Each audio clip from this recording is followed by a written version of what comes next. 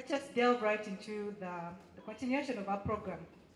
The afternoon session is going to be about media and research. What the media is saying about women in sports, what they should be saying about women in sports. And we shall have a keynote speaker first.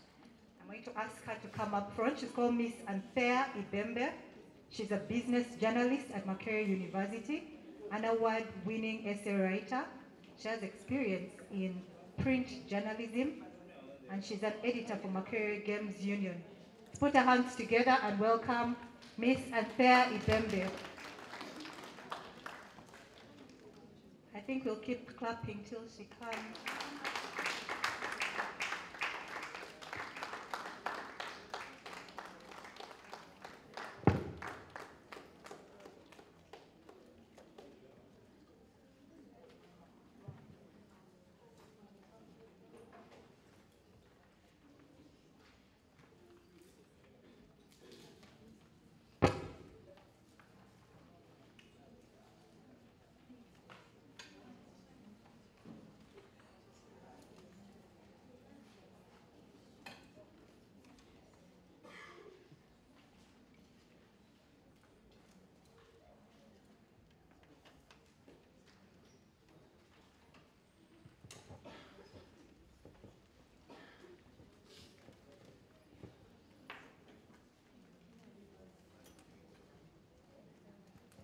Good afternoon, everyone. I'm borrowing from one of the people who spoke before me. I have been introduced. My name is Anthea Ibembe. I'm a business journalist and a student at Makerere University of Journalism and Communication. I've also done a bit of writing for the Makerere Games Union newsletter. So actually the very first one. I think that's what makes me befitting to speak to you here today. More than that, I'm here to talk about two things. The very first one being women journalists and women sports journalists. I'm sorry that my nerves may get the best of me. Female sports journalists, and then sports ladies as portrayed in the media. So I guess that's starting. I'd like the theme of my presentation to be, are we just girls in a big old boys club? Do you understand what that means, yeah? Everybody who has been here before me today has said, you know, this is a men's world, this is a men's world, and the media doesn't deviate a lot from that. So I just want to give it to you from a media perspective. If I might have the next slide, please. What you see here are statistics of female journalists. Now, in the media, we have more than just the photographers, the reporters. We have the producers. Now, executive producers make up only 28%. Female executive producers make up only 28% of the market. This is a study as per Lincoln University in New Zealand. Then, news directors, female news directors are only 22%. Female news producers, female sports news producers are only 30%, and female sports writers are only 27%. What does this say? We are basically living in their world. And what's the criteria for such a statistic? It's that when these ladies who join to do sports journalism join and get discouraged that, oh, we are so few, they later move on to other specialties. And then you remain with just a few. I know many of you might have watched and do watch ESPN, for example. You'll find they have a panel seated, and they are going over a game, for example, and because they put a woman there just to kind of tone down the testosterone, but technically they don't need her there. Yeah. And the ones who are genuinely interested, there seem to be the freakish type, they're a bit marginalized. That's the female sports journalists.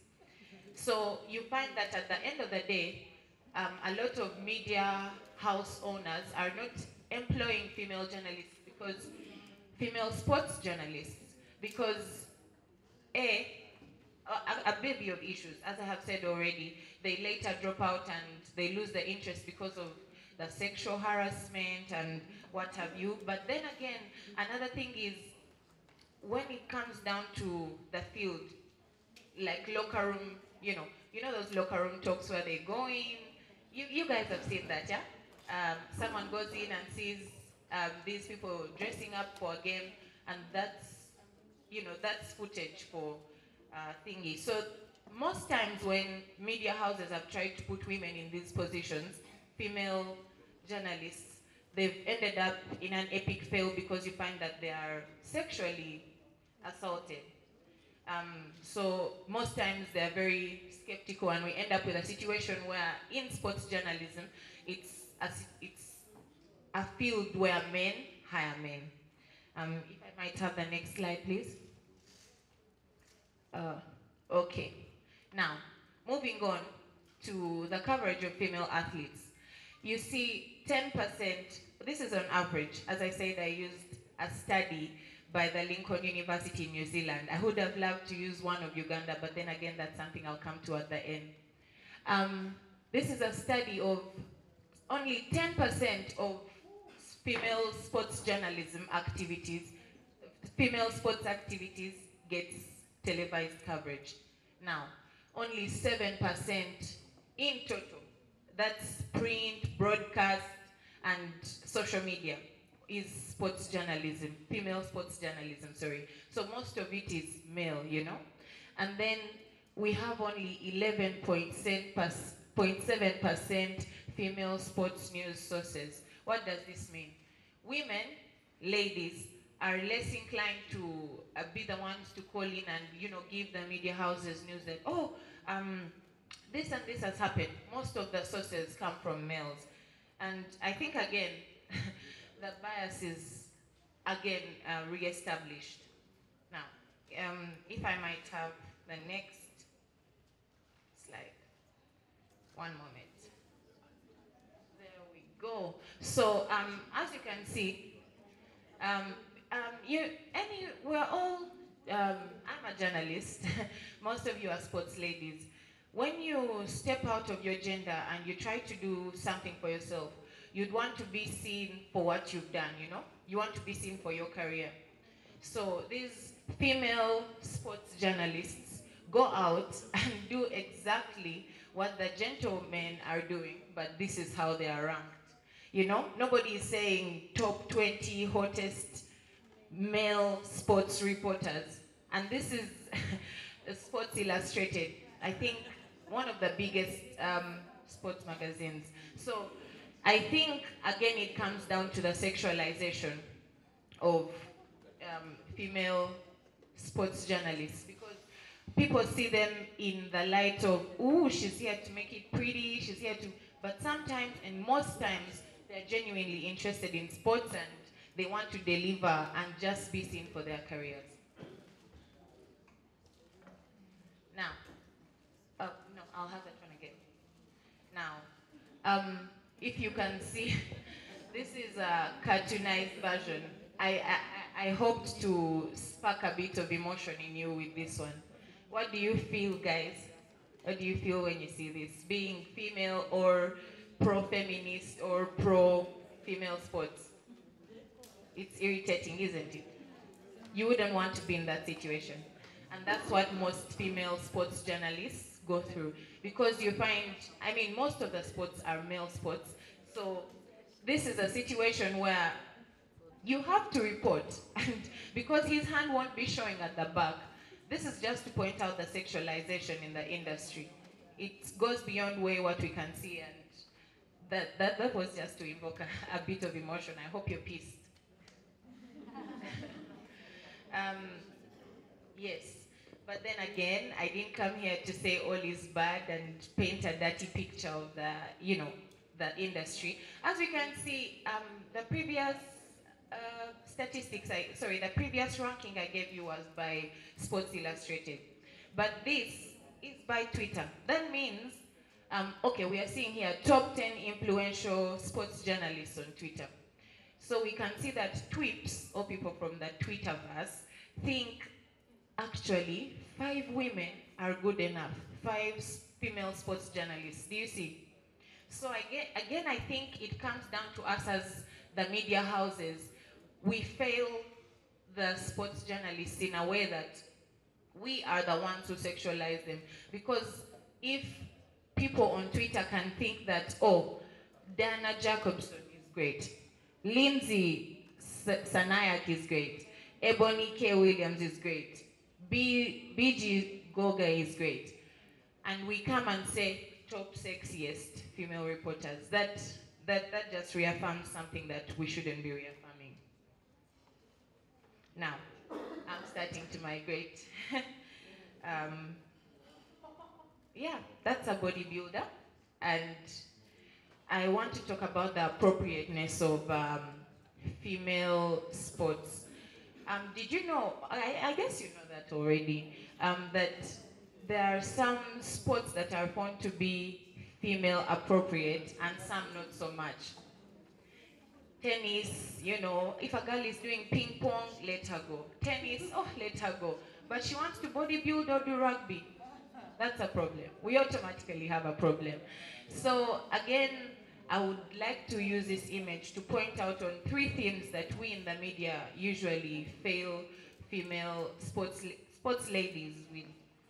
We tend to focus our publication on 3 themes. I didn't note them down, but I'll state them for you using that image.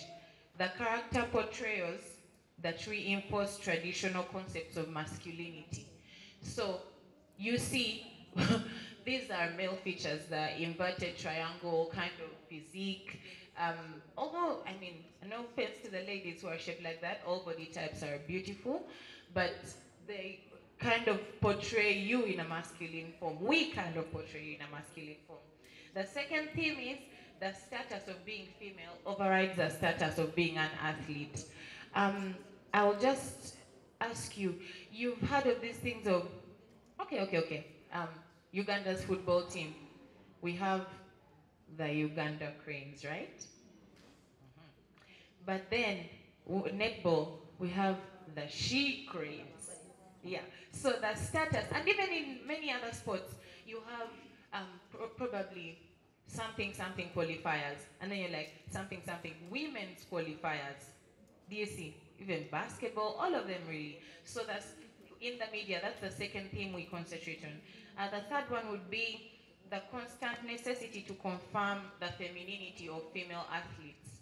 So you find that most of the time, after we've tried to paint sports ladies as being too masculine, less feminine than masculine, we come back and double standard ourselves by saying, oh wait, she's feminine, she can date, you know, she got a boyfriend, this and that, she's carrying this designer bag, she's wearing Adidas, we put her in a gown or something of the sort. So that's basically the theme of print media, and mostly that would be magazines.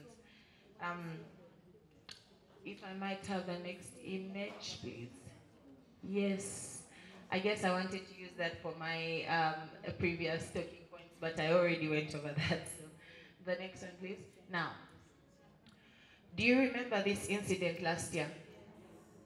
Serena got, you know, naturally, because we are women, we are female, we emote. We don't just brush over things, we don't just jump over things. So she lost her crap. It's been racist, it's been feminist, it's been enough. But I want to use this image to kind of bring 2 points home. First of all, the emotional part. Because as I've said, we're women, we emote. We are bound to lose it at some point, and she's been patient for a while. Everyone knows that. But then the second thing is the photographs that are taken of sports ladies in the media. It's just so saddening. And okay, of course, there are other studies that show that most times, I didn't create a slide for that, but most times, female journalists will be photographed from the bottom and not from the top. What does this imply? I just want you to take note of it. This is your take home from me. When you're photographed from the bottom, it gives you a look of inferiority.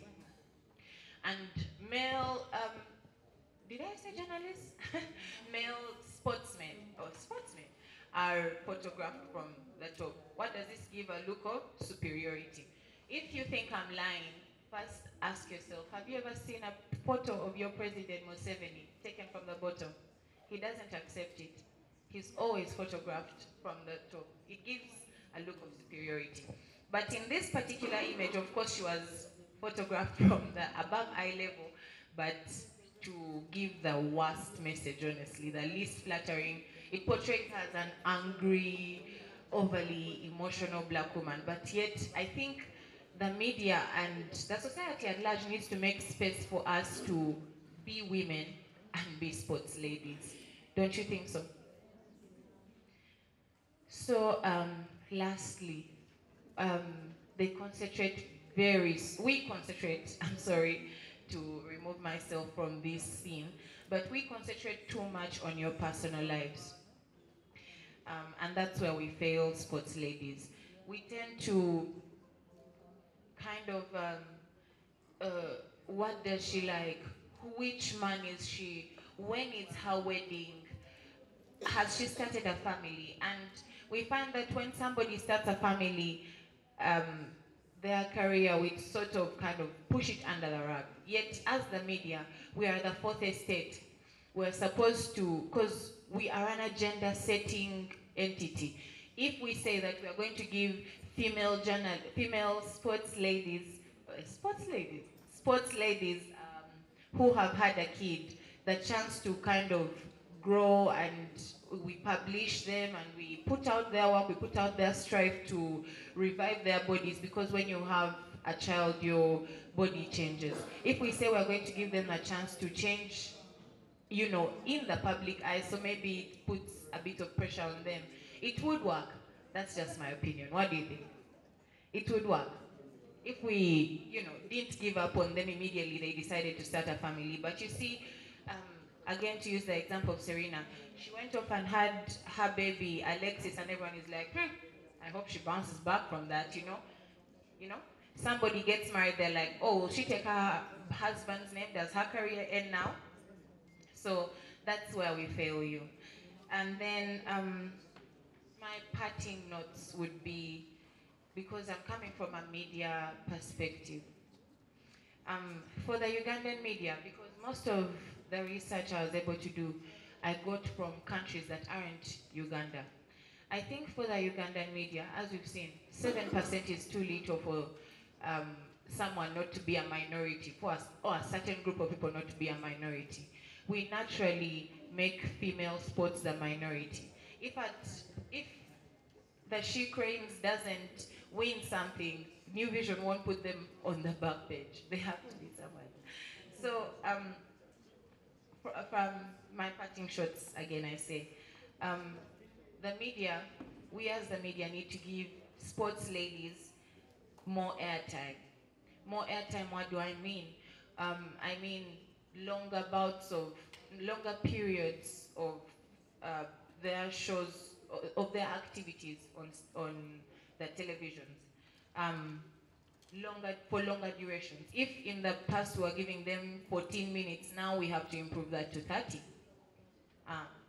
So when we give them this airtime, this will spike the public interest, because, as I've said, the media is the fourth estate. After the judiciary, the legislature, and the executive, we are the fourth estate. So if we want attention to be drawn somewhere, we have to give it somewhere. So after we give them this more airtime, what does this mean? We've set an agenda for people to think about sports ladies more often. What does this mean? People become interested. What does this mean? Sports ladies get more sponsors, they get more endorsements. Do you understand? It's a cyclical event. And then, this is particularly for the Ugandan media. We need more literature and more kind of documentation about our sports ladies. Because if I, did my research and I didn't find anything about, or not anything, but very little, not enough that's analyzed, because you see these percentages, it takes data that's turned into information and then calculated to be analyzed and turned into those percentages. If I didn't find that kind of thing for Uganda, that means sports ladies are such a minority. They are not portrayed like that. So yes, yes, yes, we need to give them enough literature and enough documentation. And this will better the process of retrieval so that generations to come, people will know, oh yes, Aliyah was a sports lady, she did this and she did that. But if we don't give you that kind of clout, if the media doesn't give you that kind of public presence, you'll soon be forgotten. And that's I think where we go wrong, and that's where we need to do better as Ugandan journalists. Yep, that was it from me. I hope you enjoyed yourself.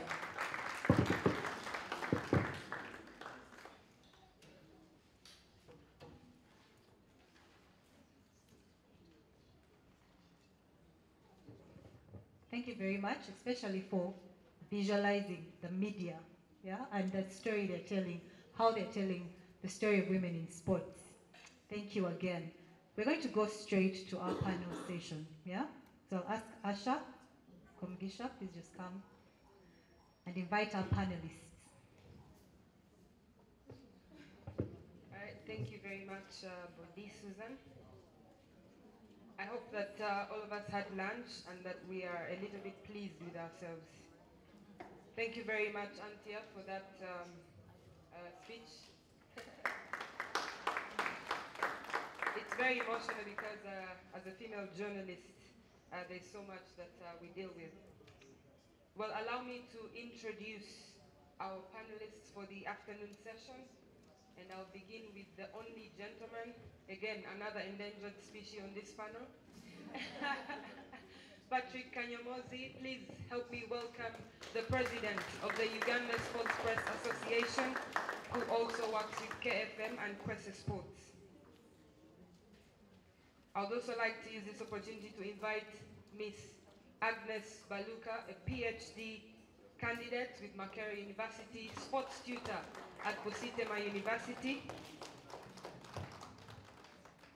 Allow me to also introduce Dr. Nana Nachidu, who has represented Uganda as a swimmer. She's held several records at East African level, represented Uganda at the World Swimming Championships and so many other tournaments. Then lastly, I'd like to introduce Flavia Okecho, the most decorated basketball player in Uganda. She's won dozens of titles and is actually a reigning national champion with JKL Dolphins. All right.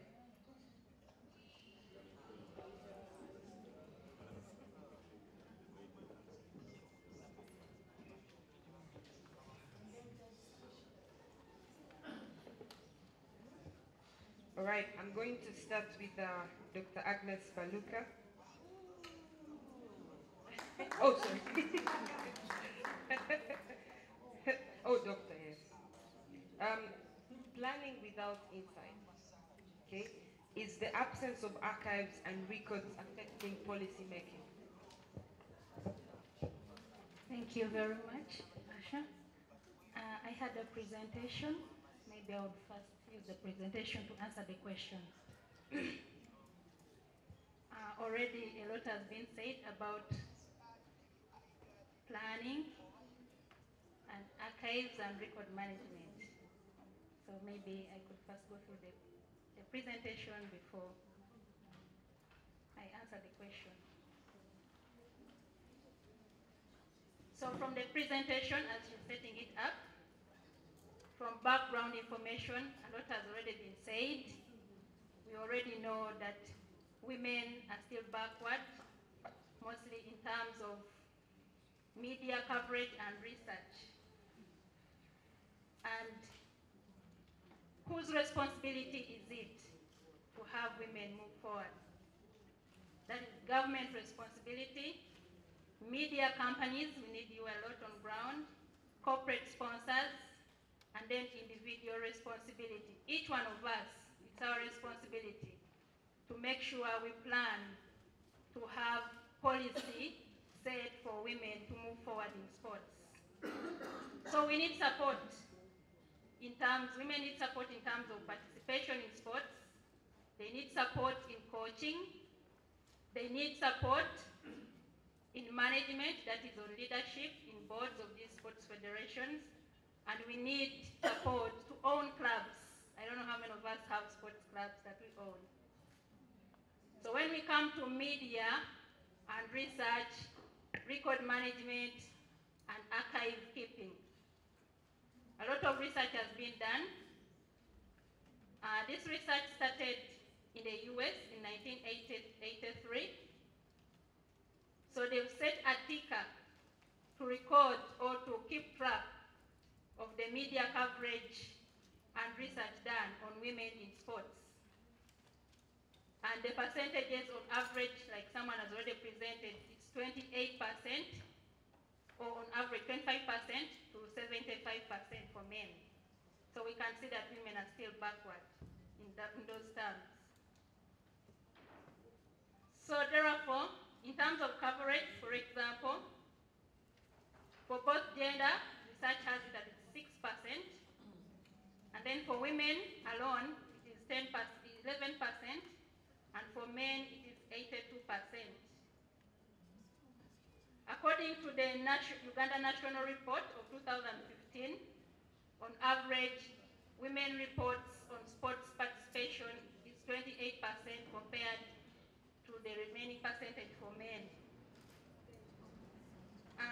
Can you please scroll to, there is something that's been done in Uganda. Someone is saying it should not get something on Uganda. We have a group of Uganda Media Women Association. There is a report of September 2014. Move on, there is a table. That table, that is what is happening in Uganda. But that was a report of 2014. So this group, I think, has relaxed since 14 to 2019. We don't know what is happening. So we need to know what is happening. That is records management. I don't know whether research is still being done. So on the next slide, please. Women in sports and media. Are women really involved is the question I want you to take home. How much media coverage is given to women in sports? How much time is given? I'm happy the media is here. I don't know whether they will answer these questions now or they can answer later if time allows. How much funding is put to media coverage of women in sports? Do media organizations pay women for coverage? What is the involvement of women themselves in this media coverage? So, what is the importance of media coverage? It helps give us role models. These girls will see you on TV, they will see Madame Penny on TV, they will see Ash on TV playing basketball, and they're like, wow, I want to be like her when I grow up. It helps in social networking. That is what media should do for us. If media could cover each and every female activity, then we believe the young girls will be able to network and know that sports is important for networking. And further, for record purposes. That is why we need these records kept and archived. How about research? The same questions will raise up. When I try to look out for statistics on research, little has been done in Uganda. South Africa is ahead of us. Kenya is trying. In Uganda, we are not writing. We need to write. Just very few people have written about women in sports. And that is why I took up my study for my PhD course. Actually, it's calling me doctor already. I take the blessing. It's not easy. So, what are the challenges? There are challenges of managing records and archives. And we have, for Uganda's case, I think it is worldwide, limited resources, professional code of ethics. These people who keep our archives. What we don't want, we throw away, and we only keep what pleases us. Record management staff are also inadequately trained. There's a lot of neglect. We don't care. The environment itself may not be giving us room to keep these records. Poor infrastructure. We have some few libraries, but how much women in sports information is kept in these libraries? Inadequate ICT skills. Most of us are digital natives. Our children are becoming, we are digital immigrants. It's our children who are becoming digital natives. Maybe the trend will become good. Political instabilities. You find there is a lot of need to be covering politics and so on and so other things and neglecting women's participation in sports. There are also legal issues which come up. So back to the question. Planning without insight. Is the absence of archives and record affecting policy making? I'm saying yes. A big, big yes. Because it's important that public records and archives are managed efficiently and effectively, because the information they contain is the cornerstone of holding government accountable and fostering good governance. If we do not keep these records, if we do not write, if we do not research, if we do not show the gap, no one will know that a policy has to come up for women to either be covered in sports, for women to involve in sports, for women to be equal to men in terms of sports participation. So there is little coverage for women in sports because women do not support female athletes nearly as much as men support the male athletes. You know the passion men have over the male football. I personally see it in my house. We only watch Super Sport football. We repeat and watch the replays all the time when Dad is at home. So how many times do we watch the netball, the female basketball competitions? So that is now a question to women. Thank you very much. I hope I've answered the question. Thank you very much, Dr. Agnes Baluka, I insist. I'm going to go to Flavia Okecho, who is an athlete, and by the way, she's the Uganda Gazelles captain for the basketball team. Now, this is about, let me read it this way. Serena Williams has 10.5 million followers on Instagram. She has 10.8 million on Twitter and 5.3 million on Facebook. A combined 26.6 million followers worldwide. With this in mind, what has the Ugandan sports female athlete done to brand herself to the world? Hi, Aisha. Hi, Flavia. I heard in Uganda when we were testing the mic, we have to. Apparently it's working, right? I'm glad everyone is around and smiling. I'm so excited to be here and to be in a room full of powerful women. You can't really see, but my toes are shaking, yeah? There's a lot of women over here that I want to go up to and just, oh my God. But unfortunately, you know, I cannot. I've seen a lot of amazing presentations today and had so much from my fellow panelists over here, the doctor. And I have to say for me, I don't have all that explanations and all this because of the kind of person I've always been. I have so much confidence in myself sometimes, it's not a good thing. I just think, let me go and wing it.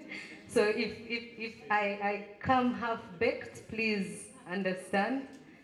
And I thank Asha for actually, I don't know whether it's a compliment that I actually get the question about social media, but it's all good. Well, Serena Williams, I mean, what can I say about her? She's idol. She's an idol to so many people because of the kind of woman she is. And she has, yes, over, you say 26 million followers.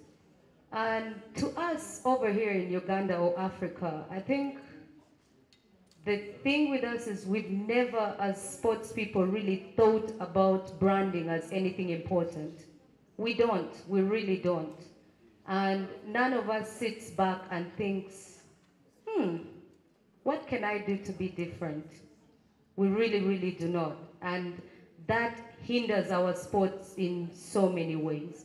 I have seen sports women coming up, some of them, and branding themselves. Who among I've had a chance to meet. I was hosting a women's sports show once on one of the televisions, and I had a chance to meet Patricia Apollo, who is a kickboxer.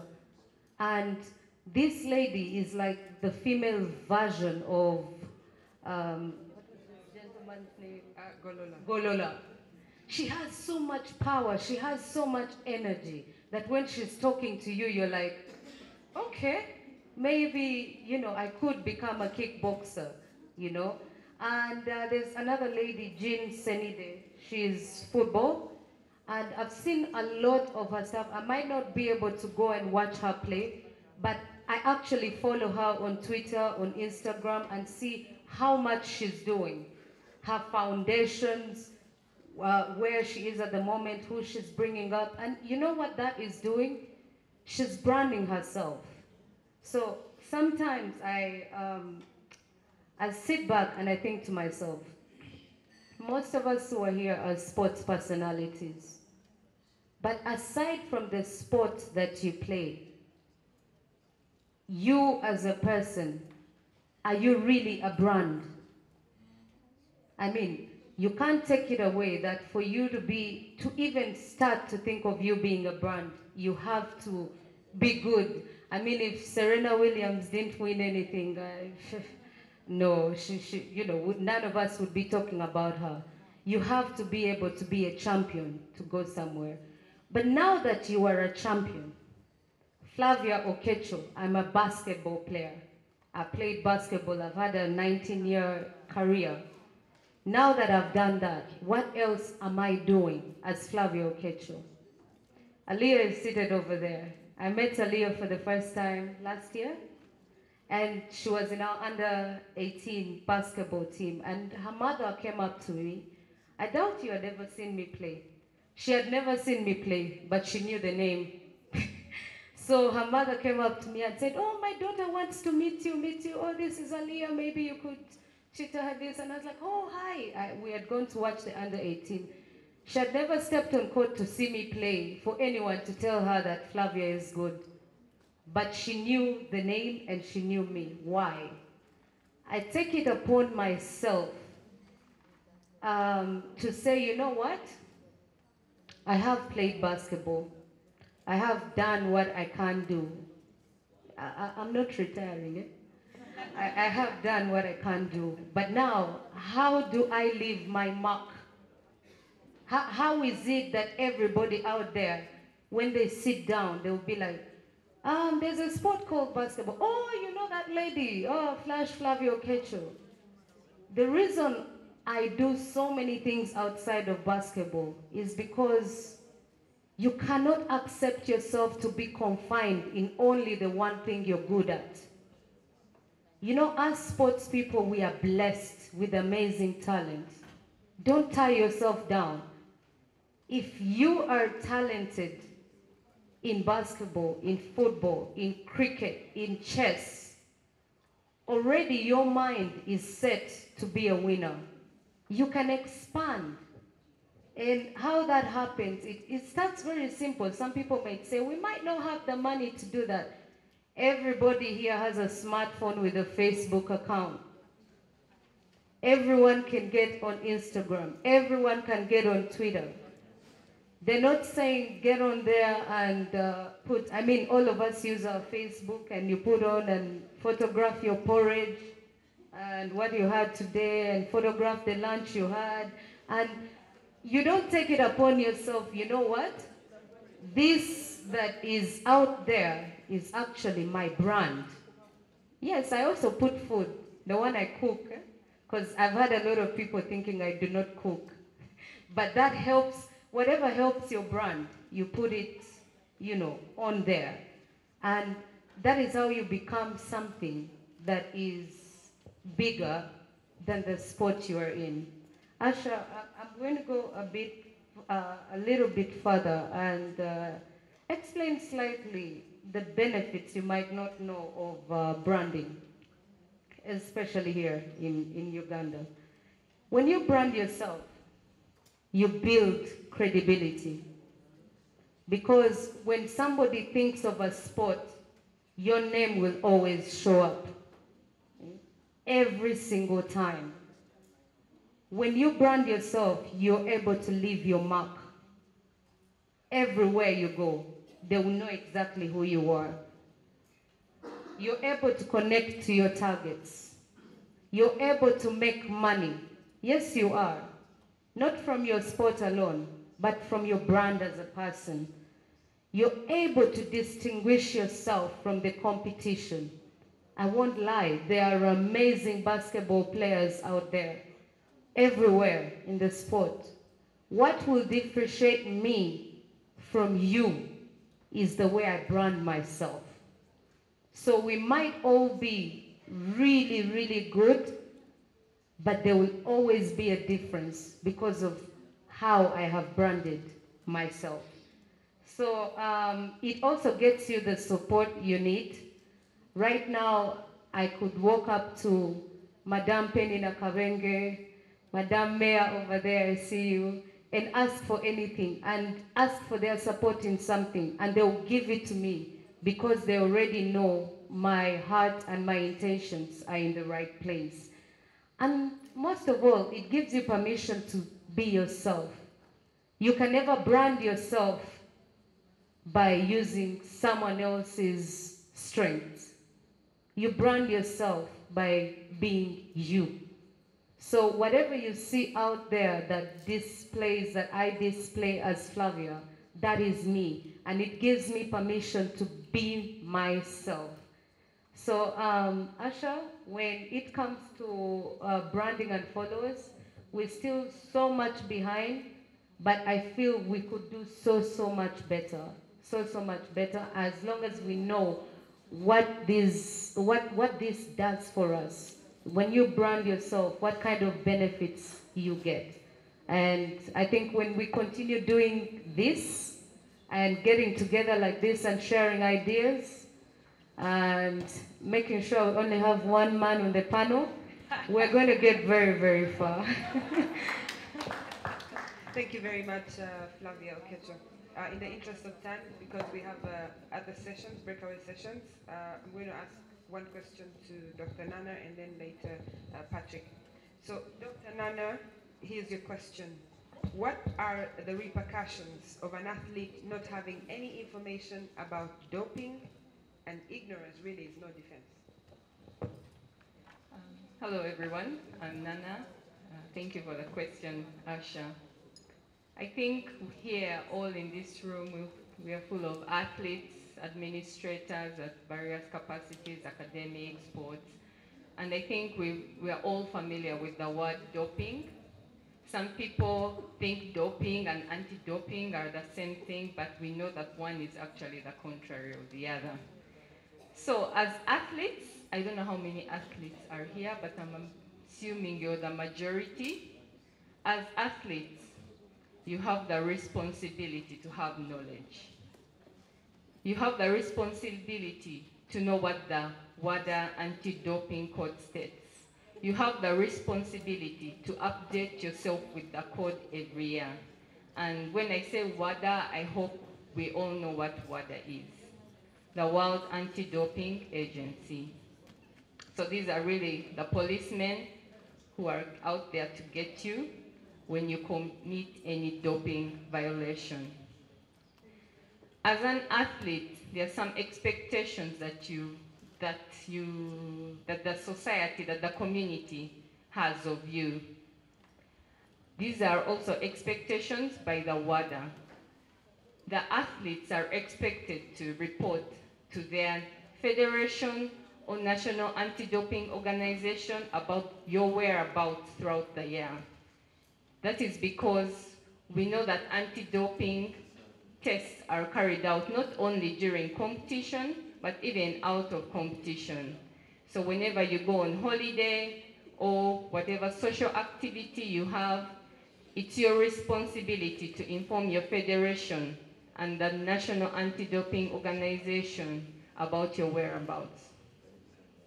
you as an athlete have the responsibility to watch anything you ingest or get in contact with, knowing that it is either a prohibited substance or a non-prohibited substance.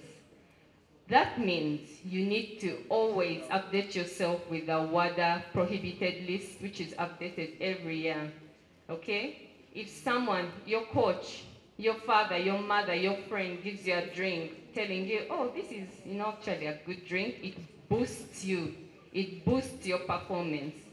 It's your responsibility to find out what exactly it has that boosts your performance. So that is your responsibility. You have to stay up to date.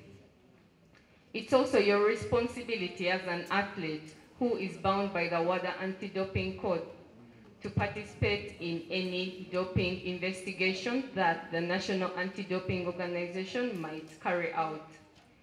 It's your duty to report any athlete you think is doping. Okay, I know it sounds very bad, but that is an expectation of you as an athlete. So I think when you hear all these things, especially the athletes, you realize that there's so much responsibility on you, right? And how are you even supposed to know about all these things? Every stakeholder internationally and nationally, so if I narrow down to our country, the National Olympic Committee, so the Uganda Olympic Committee, the national federations that you belong to, regardless of the sport, all these stakeholders are bound by the WADA anti-doping code, and it is their duty to make sure that you are aware about your responsibilities and expectations. I think today that the no is that all athletes are doping, and it's just about who gets caught and who gets away with it. So it's a very interesting game in the world of sports right now. But you have to know that once you're caught, it's not just a matter of you serving a sentence. There are so many repercussions that come with you getting caught in this chase. So some of the repercussions you might face, or some of the consequences that you might face, are you losing a sponsorship deal.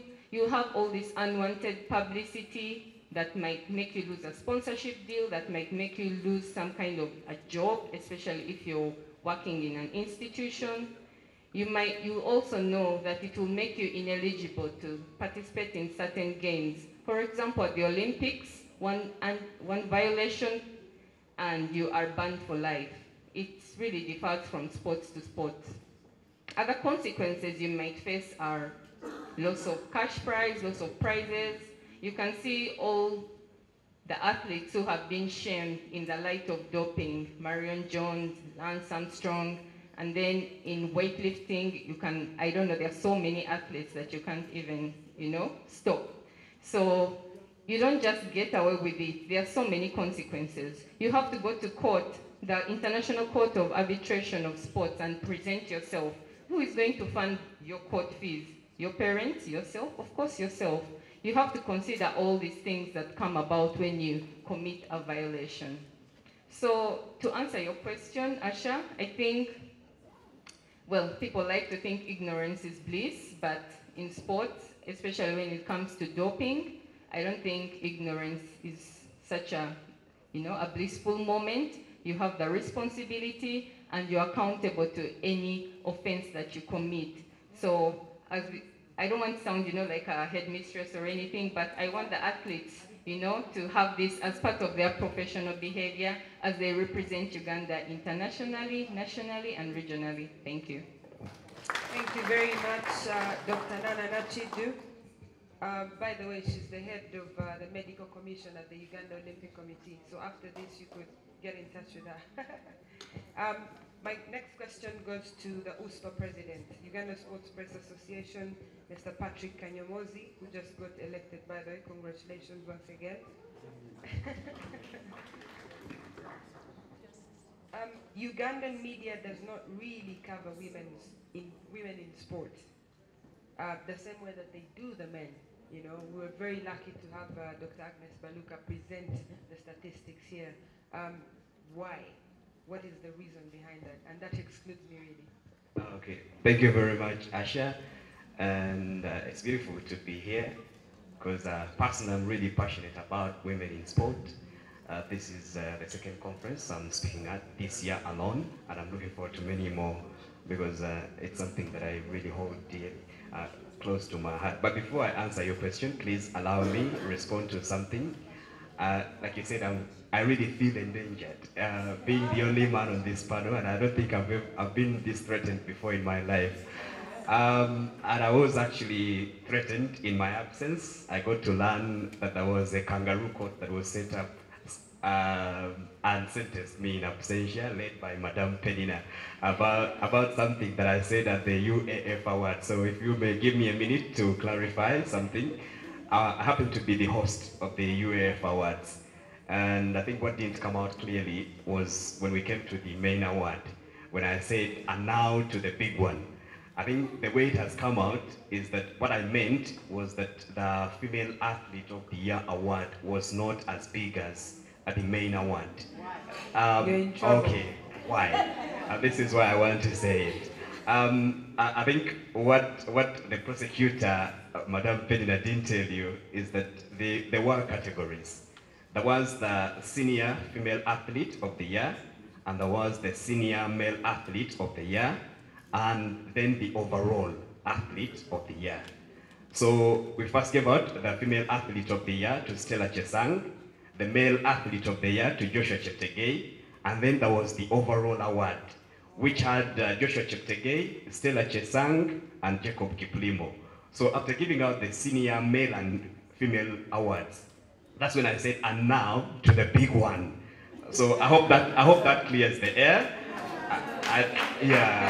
Now maybe. I didn't want to be punched in the corridors after this. But now to your question, well, it's two-way. And I want to start with the positive side, because I'm a very positive person. I believe that the Ugandan media actually does cover women in sport or female sports, and to a big extent. But there's also the other side, which I will tackle last. I will start with giving examples. Right now, if Susan Muonge walks on the streets, or Peace Proskovia, Dorcas Njikuru, Flash here, these are people that are easily recognizable. And you know why? It's because the media has covered them extensively.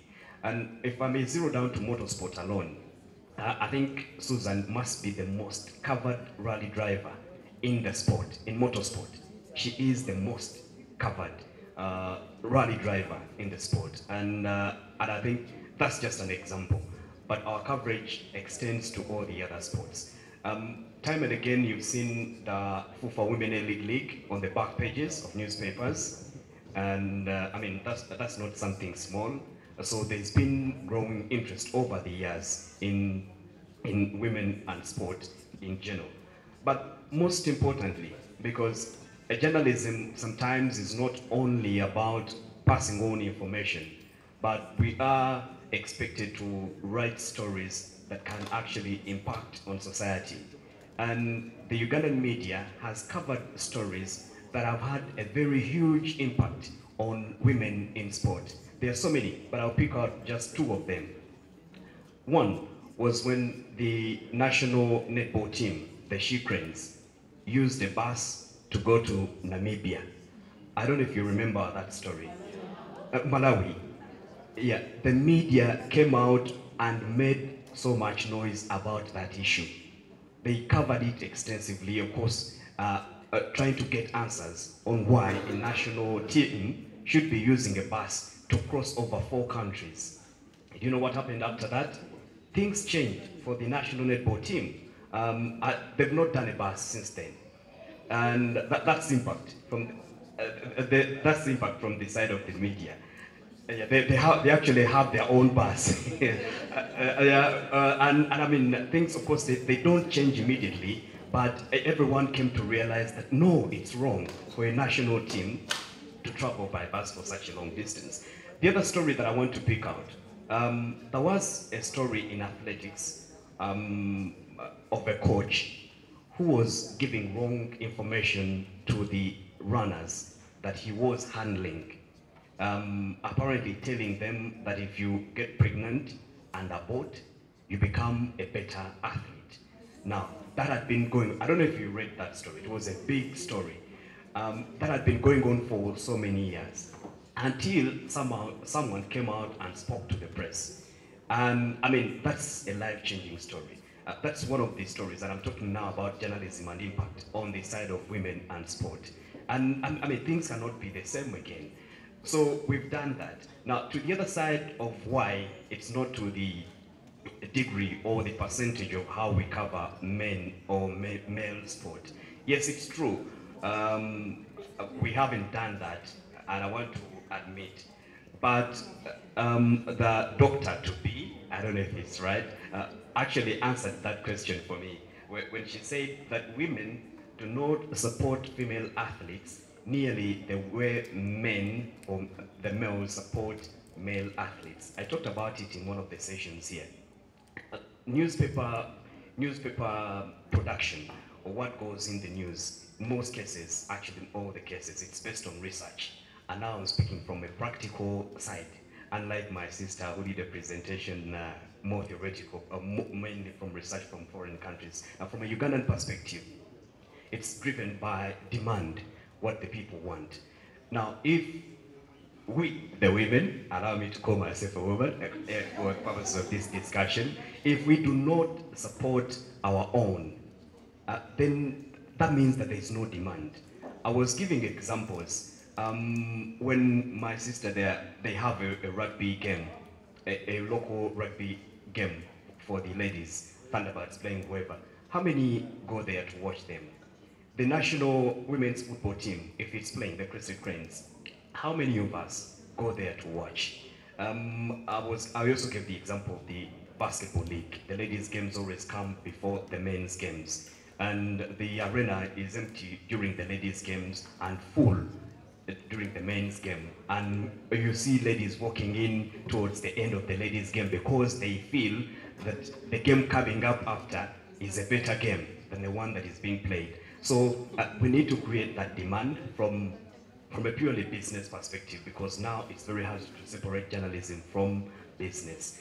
There needs to be demand, and you, the ladies, need to support the ladies more. But the good thing is that, like I said, over time, coverage for women in sport has been improving. We've seen much more of the lady cricket cranes. Personally, I was involved in a campaign to raise awareness about the lack of funds for the ladies cricket cranes when we were going for the World T20 qualifiers in the Netherlands. So it is improving over time, but as it does, let's create more demand and let's support our fellow women more. Thank you.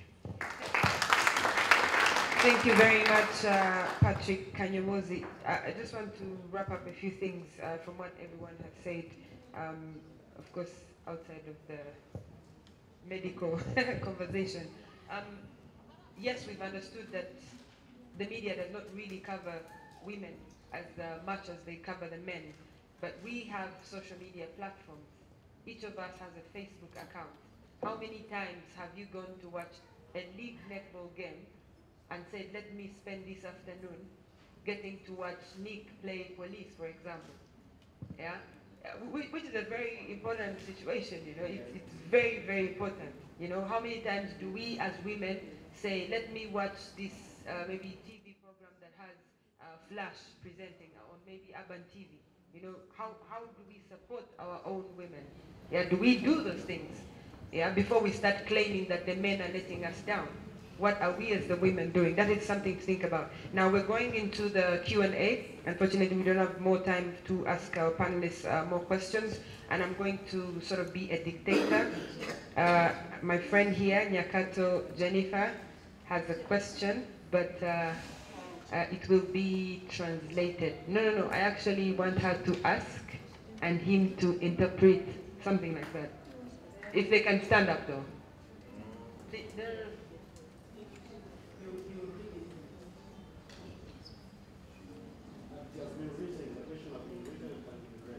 Okay.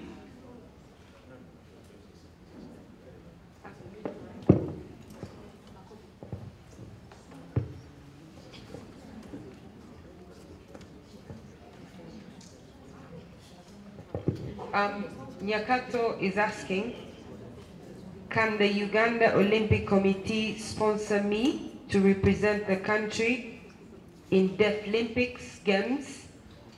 Those are the games for the deaf. Since I'm the only deaf athlete competing with the normal athletes, yet deaf sports are there and I would like to be in the category. Now, we're very lucky that we have the Secretary General of the Uganda Olympic Committee in the building.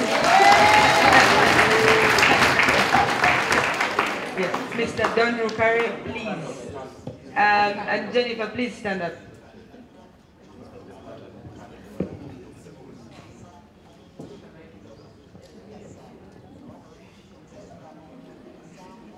Maybe I'll just say that Jennifer is a deaf athlete with Makerere University. Please, let's clap for her, please.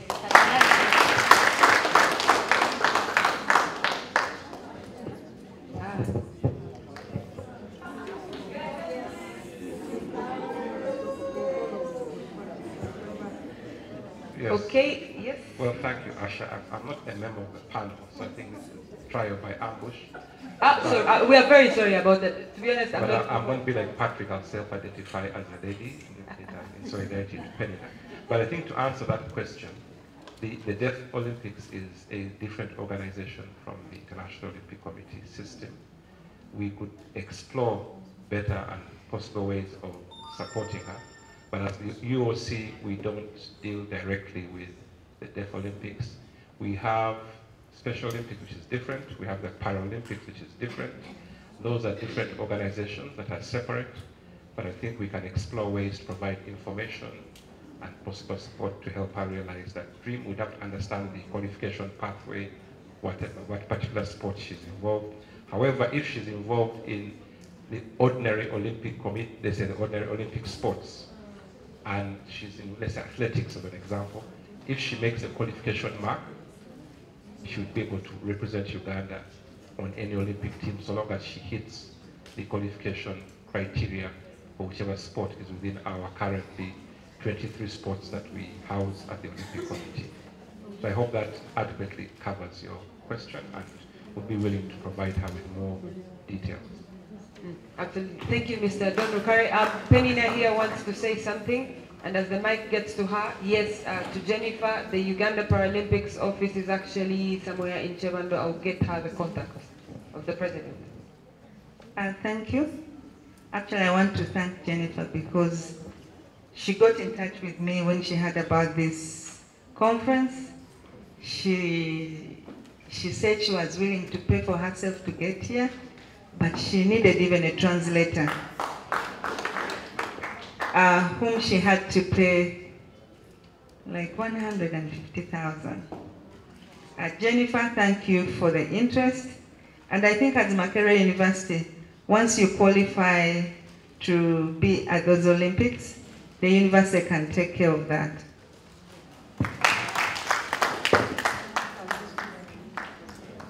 Okay, I'm opening up the floor to one question, and Albert Ahaboy at the back. We're trying to maintain the gender balance here.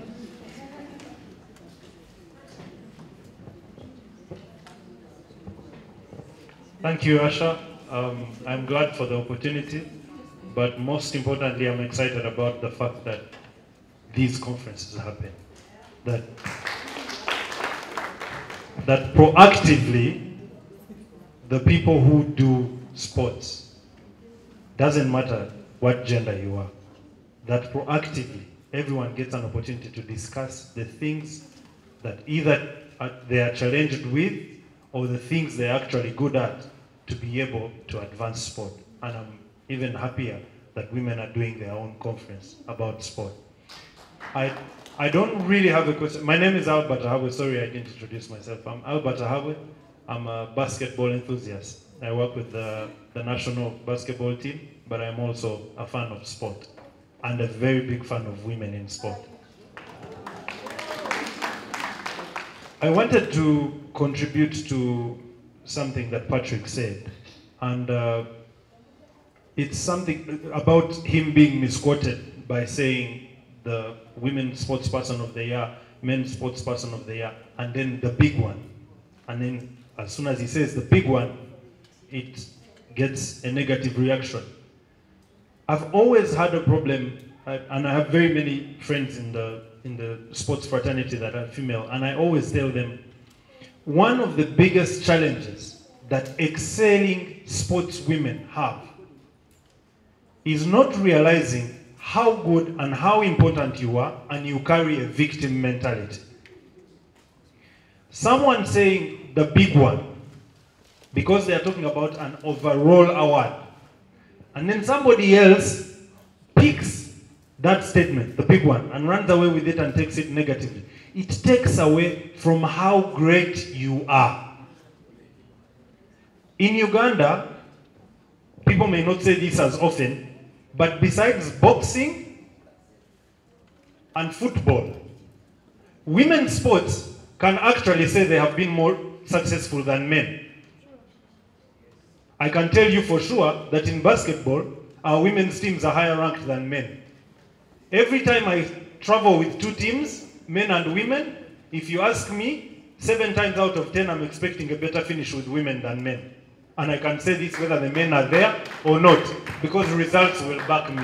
That's why when they introduced Flavia, they said the most decorated basketball player in Uganda. They did not say, oh, no. They said Flavia is the most decorated basketball player in Uganda. Not the most decorated female player. No, the most decorated basketball player. I am here to urge women, every little success you have, push yourselves as women to be the biggest ambassadors of your own successes, and don't wait for somebody else to sing your song. I complain to Mavita all the time. We go to watch women's basketball games in the league, and the women are nowhere to be seen. The women don't come to support the women's league, and yet as soon as the men's game tips off, all the girls show up. Where are you when your friends are playing? I watch the WNBA, the Women's National Basketball Association League. That's the biggest women's league in the world. Just like the NBA is the biggest men's basketball league in the world. I wake up at 4 a.m. to watch WNBA games, because those girls can hoop. Those girls can play. But women don't pay attention to them. You look in the arena, and a guy showed up with his 2-3 kids to support a women's league, but there are no women in the stands. Oh, there's very few of them. So women, please, you are doing great on the court. You are doing great in the arena. Take yourself to the papers. Take yourself to TV, because you have earned that place. And nobody will take it away from you because you have earned it. In the last 2 years, there's no sport in Uganda that has got as much coverage as the ladies, the national netball team, the She Cranes. Nobody has got as much coverage as those girls, because they have done the business. They have unsettled the world order. 2-3 years ago, they were maybe number 10 in Africa. Now they are number 4 or 5 in the world. Unsettle the order, both on the court and in the locker rooms. Thank you. Thank you very much, Albert. Just to emphasize that Uganda is ranked #1 in 3-on-3 basketball, and we're also, for the women that is, we also have the #1 ranked player as Ugandan in the 3-on-3 rankings. Those are individual rankings, and also #3. And these are actually teammates of Flavia. Okay. The first ever female chairperson of boxing South Africa wants to say something.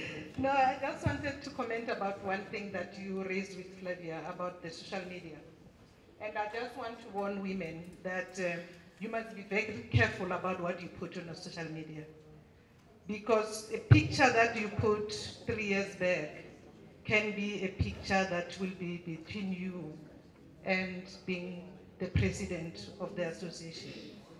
Men are very good in using your history to determine your future. So be very careful when you use the social media, put pictures and stories that are responsible. That's all I want to say. Thank you. Allow me to open the floor to a question.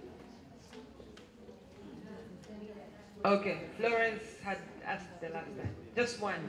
And to who? I hope it's a question, Florence. Asha, don't be worried. It's a question. That's the second time you're worried about it. This is a question going to Dr. Nana, my very good friend. I have noticed in Uganda that probably people know too much about the doping and they are intentionally doing the doping. You find a coach giving the athletes something that this will be good for you. Where should we go for the doping checking? Because I know doping in this side of the continent is quite expensive. How do we do that as managers to follow up on our athletes so that we help them in that angle? Thank you. So nationally, we have the National Anti-Doping Organization, which actually is housed at the Uganda Olympic Committee offices, which are responsible for conducting any investigation of a possible doping violation. And like I said, the anti-doping tests the doping tests are carried out during competition and out of competition. And at the same time, these tests are either targeted or random. So you are not in position to invite someone to come and check your athletes.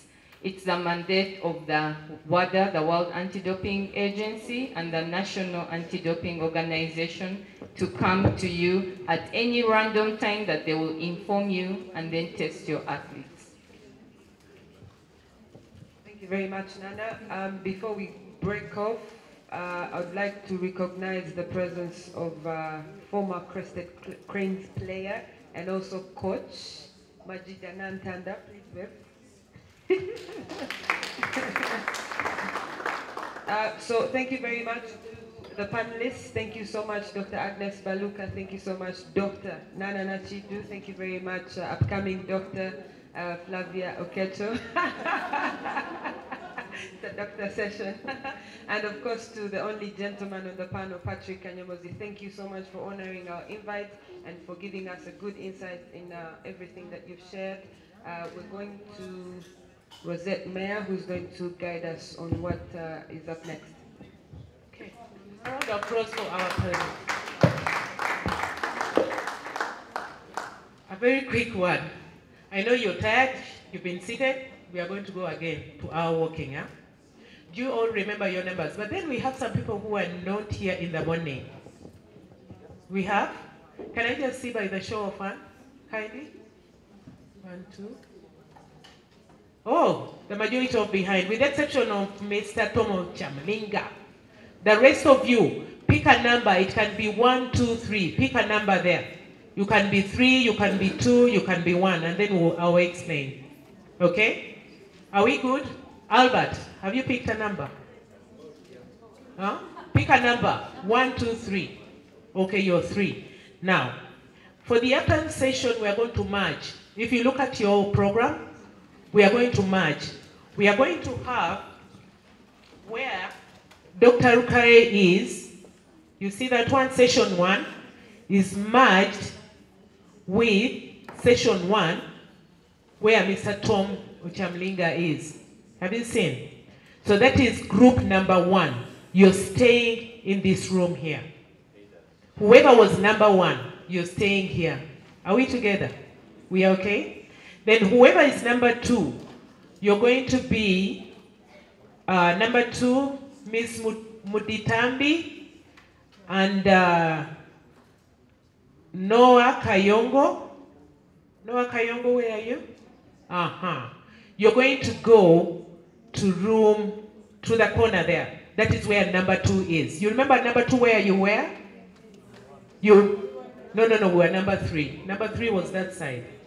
They changed? At some point you changed? So where would you like to go, number 2? Why tea room? It's okay. Okay, number 2, you go to the tea room. Then number 3, you're going to have Dr. Nana Nachidu and Dr. Robert Zavuga in the other corner. Now, things change a bit, yeah? We are only going to have 30 minutes.